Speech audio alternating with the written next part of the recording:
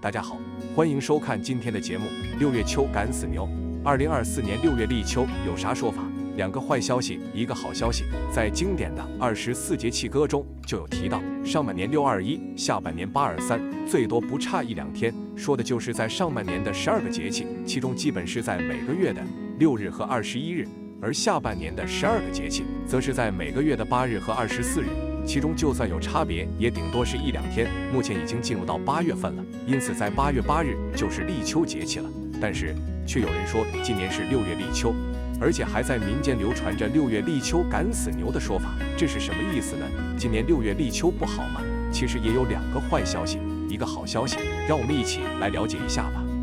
6月立秋赶死牛是什么意思？其实这里的6月指的是农历6月份。虽然24节气在公历每年的时间基本是固定不变的，因为它是根据太阳到达黄经不同位置来划分的。比如立秋就是太阳达黄经135度，时间是在每年公历8月7或8日交界。可是24节气中的每一个节气在农历的时间波动却是很大的。就拿立秋来说，它有些年份是在农历7月份，有些年份则是在农历6月份。像今年因为有闰2月的缘故，所以就是在农历6月22日立秋。而这句6月立秋赶死牛的意思是说，立秋是在农历的6月份，那么这一年的秋季来得比较早，立秋后不久气温就会降低了，这样对于农作物来说，成熟和收获的时间比较短，农民都要抓紧时间抢收。而在过去，牛是很重要的耕作动物，很多的农活都是需要牛来帮忙的，自然牛是非常累的，所以就有了6月立秋赶死牛的说法。其实这句俗语还有后半句，那就是7月秋慢悠悠，说的是在7月份才立秋，那农民就不用着急了，有足够的时间来安排，大家慢悠悠也没有多大的影响。毕竟在以前机械化不普及，都是靠人工来收割，所以是十分辛苦的。但是现在很多地方机械化已经很普及了，1小时就能收割数亩地，轻松又效率高，所以这句农谚在今天也就失效了。关于6月立秋的另外2种说法。关于6月立秋，在民间还有另外2种说法，一个就是和年景有关。过去老祖宗认为这样的年景不好，比如6月秋一半丢，7月秋五谷收，意思是说在农历6月份立秋节气就到了，那么当年的农作物产量会减半，换言之就是当年的年景不好，而在7月份才迎来立秋节气，那当年的粮食收成就好，各种作物都会大丰收。在民间类似的农谚还有不少，比如6月秋样样丢，7月秋样样收，或者是6月秋早收晚不收，7月秋早晚都收等。这些也都是古人的经验之谈，在当时的准确性还是挺高的。而今年就是6月秋，这可不是一个好消息。另外还有一种说法，则是关乎到立秋后是热还是凉爽了。在过去民间也把6月立秋称之为早秋，而7月则是属于晚秋了。而如果是早秋的话，一般立秋以后不久天气就会变得凉爽了。但是在7月份的话，即便是立秋了，依然还很热，这个时候甚至会比立秋前更热。而今年是6月立秋，以此来看就是个好消息，预示着立秋后不久就不热了。其实吧，立秋早了，对人来说是舒服了，但是农民却不怎么期盼这样，因为如果天气真的冷得早的话，那对农作物却是不利的。因为在立秋节气的时候，正好还是3伏天期间，在后面还有一个末伏，这个时候的天气本该是炎热才对。同时这个期间各种农作物生长旺盛，像南方的中稻开花结实，丹碗圆杆，大豆结荚，玉米抽雄吐丝，棉花结领，甘薯薯块迅速膨大，对水分和温度要求都很迫切。此期如果气温提前降低了，就会影响其生长，自然对后面的产量也会造成影响。由此角度来看，古人所总结的6月秋一半收也是有一些道理的。以上就是关于立秋的一些解答。至于一些网友所关注的今年是公秋还是母秋等说法，其实是没有啥依据的。而且近些年全球变暖了，目前已进入厄尔尼诺状态，全球多地遭遇高温天气，所以可以预见在立秋后的秋老虎也非等闲之辈，大家要做好心理准备，还可能在后面会出现秋旱哦。第二，秋后一伏，热死老牛啥意思？2024年是公秋还是顺秋？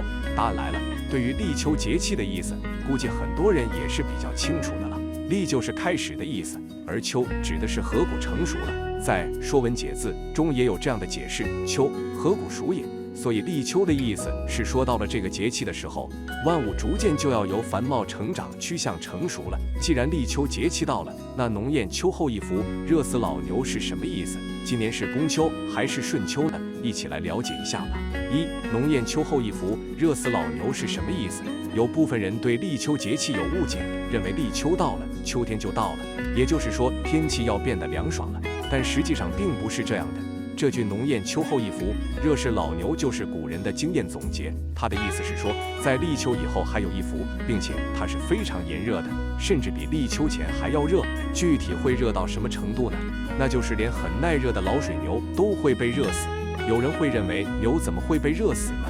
其实这并不是夸张的说法。如果在立秋后不做好对牛的防暑工作，还真的可能会被热死。其实吧，古人的这话虽然是经验之谈，但也是有道理的。因为在立秋节气的时候，还是处于三伏天期间。在立秋后面还有一个末伏，在我国南方很多地方，三伏天最热的并不是头伏，也不是中伏，往往末伏才是最热的。因为在立秋前，往往是以湿热为主，天气虽然热，但是还时不时会降雨，而降雨就会带来一定的降温，至少在下雨的时候是凉快的。可是到了立秋以后，气候就变得干燥少雨了，这个期间就是干热了，因此就会较之前更热，更让人难受。而且在立秋以后，即便是出伏了，也未必就凉快了，因为出伏了以后还有秋老虎，这个期间也是比较热的。老话还说了，秋后加一伏，熬热18天，就是说在出伏以后至少还要热上18天，而这个时候就已经是白露节气了，所以一般都要等到9月份白露节气的时候才不会那么热了。今年是公秋还说顺秋，各有什么说法？关于立秋，在民间确实有很多有意思的说法。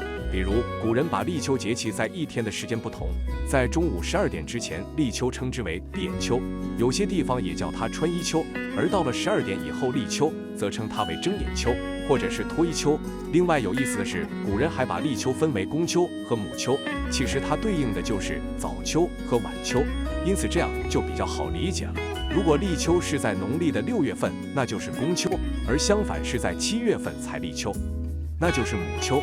而且因为这个期间已经是比较晚了，所以也叫晚秋。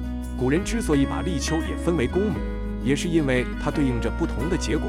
在民间就有一句经典的谚语：公秋凉飕飕，母秋热死牛。顾名思义，就是说当年是公秋，那么就是比较凉爽的，而是母秋就很热，也是热死牛的那种程度。而2024年就是公秋，以此来推测今年的秋天就会冷得早，因此也被一些网友说今年是冷秋。其实关于立秋，在民间还有一种说法是和收成好坏有关，那就是顺秋和空秋。古人认为在立秋当天下雨了，那就是顺秋，相反就是空秋，也叫它反秋、逆秋。